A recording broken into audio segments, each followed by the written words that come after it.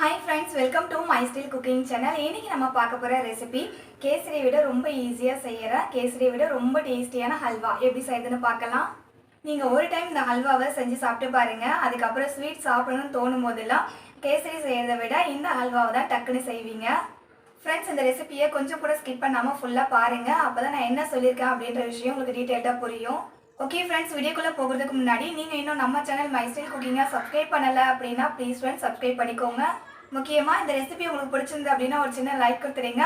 இந்த ரெசிபியை பற்றினா உங்களுடைய ஃபீட்பேக்கை என் கூட தாராளமாக ஷேர் பண்ணிக்கலாம். வாங்க இப்போ ரெசிபிக்குள்ளே போகலாம். ஃபஸ்ட்டு ஸ்டவ் ஆன் பண்ணிவிட்டு ஒரு பேன் வச்சுக்கோங்க. அதில் 1.5 கப் அளவுக்கு வெல்லம் சேர்த்துக்கோங்க. இப்போது இந்த வெல்லத்தை கரைக்கிறதுக்காக வெல்லத்தை மெஷர் பண்ணோம்ல, அதே கப்பால் 2 கப் அளவுக்கு தண்ணி சேர்த்துக்கோங்க. வெல்லம் ஜஸ்ட்டு தண்ணியில் கரைஞ்சி வந்தாலே போதும். பாகுப்பதம் வர வரைக்கும் நம்ம கரைச்சி விடணும் அப்படின்ற அவசியம் இல்லை. இப்போது இந்த வெல்லத்து கூட ஒரு 2 கல் அளவுக்கு உப்பு சேர்த்துக்கலாம். உப்பு எதுக்கு சேர்க்குறோம் அப்படின்னா, இந்த ஹல்வாவில் ஸ்வீட் டேஸ்ட்டை எடுத்து கொடுக்கும். அதுக்காக தான். உப்பு சேர்க்காமல் செஞ்சோம் அப்படின்னா சப்புன்னு இருக்கிற போல் இருக்கும். உப்பு அதுக்கப்புறம் வெல்லம் இது ரெண்டுமே நல்லா கரையிற அளவுக்கு கரைச்சி விட்டுக்கோங்க. இப்போ பாருங்கள், வெல்லம் தண்ணியில் நல்லா கரைஞ்சிடுச்சு. இப்போ ஸ்டவ் ஆஃப் பண்ணிவிட்டு இந்த வெள்ளை தண்ணியை வடிகட்டி வச்சுக்கோங்க. வெள்ளத்தை இந்த மாதிரி தண்ணியில் கரைச்சிட்டு அதை வடிகட்டும் போது அதில் இருக்க டஸ்ட் எல்லாமே ரிமூவ் ஆகிடும். அதனால தான் வெள்ளத்தை கரைச்சி வடிகட்டுறோம். நெக்ஸ்ட் ஒரு பவுல் எடுத்துக்கோங்க. அதில் 1 கப் அளவுக்கு கஸ்டர்ட் பவுடர் சேர்த்துக்கோங்க. நான் இன்றைக்கி வெண்ணிலா ஃப்ளேவரோடைய கஸ்டர்ட் பவுடர் எடுத்திருக்கேன். இப்போ இதை கரைக்கிறதுக்காக 1 கப் அளவுக்கு தண்ணி சேர்த்து கஸ்டர்ட் பவுடரை நல்லா கரைச்சிக்கோங்க. கஸ்டர்ட் பவுடரில் தண்ணி சேர்த்து மிக்ஸ் பண்ணும்போது அந்த மாவு கொஞ்சம் ஹார்டான போல் இருக்கும். ஸோ லைட்டாக கலந்து விட்டுட்டே இருங்க. அது சீக்கிரமாக கரைஞ்சிடும். அதே போல் கஸ்டர்ட் பவுடரை கரைக்கிறதுக்காக 2 கப் அளவுக்கு தண்ணி தேவைப்படும். ஃபஸ்ட்டு 1 கப் அளவுக்கு தண்ணி சேர்த்து கஸ்டர்ட் பவுடரை நல்லா இந்த மாதிரி கரைச்சி விட்டுருங்க. கஸ்டர்ட் பவுடரில் கட்டிகள் இல்லாமல் நல்லா இந்த மாதிரி ஸ்மூத்தாக கரைச்சி விட்டதுக்கப்புறமா இன்னொரு கப் அளவுக்கு தண்ணி சேர்த்து நல்லா மிக்ஸ் பண்ணி விட்டுருங்க.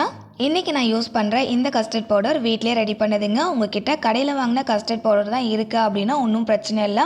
இந்த வீடியோவில் சொல்லியிருக்க ஸ்டெப்பை அப்படியே ஃபாலோ பண்ணி செய்யுங்க. இப்போ பாருங்கள், கஸ்டர்ட் பவுடரை தண்ணியில் நல்லா ஸ்மூத்தாக கொஞ்சம் கூட கட்டி கட்டியாக இல்லாமல் நல்லா தண்ணி போல் கரைச்சி எடுத்தாச்சு. இப்போ இது அப்படியே இருக்கட்டும். அடுத்து ஸ்டவ் ஆன் பண்ணிவிட்டு ஒரு பேன் வச்சுக்கோங்க. நம்ம வெள்ளத்தை கரைச்சோம்ல, அதே பேன் தான் எடுத்திருக்கேன். அதை கழுவிட்டு எடுத்திருக்கேன். ஏன்னா அதில் மண் தூசெல்லாம் இருக்கும் அப்படின்றதால. இந்த பேனில் நம்ம ஆல்ரெடி கரைச்சி வச்சுருக்க வெள்ளை தண்ணியை ஃபில்டர் பண்ணிவிட்டு சேர்த்துக்கலாம். வெள்ளை தண்ணி சூடாகி இந்த மாதிரி கொதிச்சு வந்ததும் லைட்டாக ஒரு மிக்ஸ் பண்ணி விட்டுருங்க. தண்ணி இந்த மாதிரி ஒரு கொதி வந்ததுக்கு அப்புறமா ஸ்டவ்வை மீடியம் ஃப்ளேமில் மாற்றிட்டு நம்ம ஆல்ரெடி தண்ணியில் கரைச்சி வச்சுருக்கோம் இல்லையா கஸ்டர்ட் பவுடர், அதை எடுத்து நல்லா அந்த மாதிரி ஒரு டைம் மிக்ஸ் பண்ணி விடுங்க. தண்ணி மட்டும் மேலே நிற்கும், பவுடர் கீழே அடியில் தங்கிடும். ஸோ அதனால் இந்த மாதிரி எடுத்து நல்லா மிக்ஸ் பண்ணி விட்டுட்டு அதுக்கப்புறமா இந்த கஸ்டர்ட் பவுடரை நம்ம வெள்ளை தண்ணி கூட சேர்த்து நல்லா கலந்து விட்டுக்கலாம். கஸ்டர்ட் பவுடரை வெள்ளை தண்ணியில் சேர்க்குறோம்ல, அப்போலேருந்து இந்த கஸ்டர்ட் பவுடர் வெந்து நல்ல கெட்டியான ஹல்வா பதத்துக்கு வர வரைக்கும் கைவிடாமல் கிளறி விட்டுட்டே இருங்க.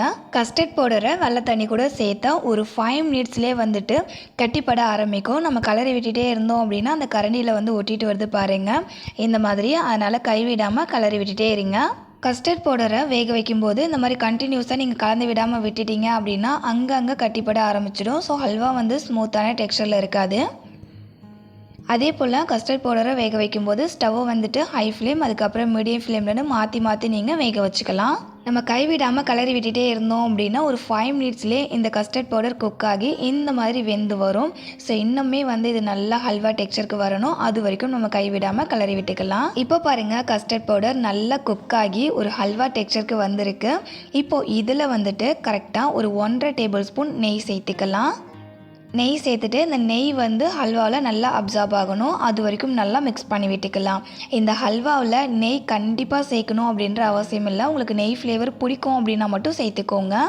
இந்த கஸ்டர்ட் ஹல்வா செய்கிறதுக்கு 3 டேபிள் ஸ்பூனுக்கு நெய் மட்டும்தான் நம்ம சேர்த்துக்க போகிறோம். அதுவே நல்ல ஒரு ரிச்சான ஹல்வா டேஸ்ட்டில் இருக்கும். ஹல்வாவை மிக்ஸ் பண்ணி விடும்போதே பாருங்கள், அதோடைய டெக்ஸ்சர் எவ்வளோ நல்லா உருண்டு திரண்டு வருது அப்படின்னு.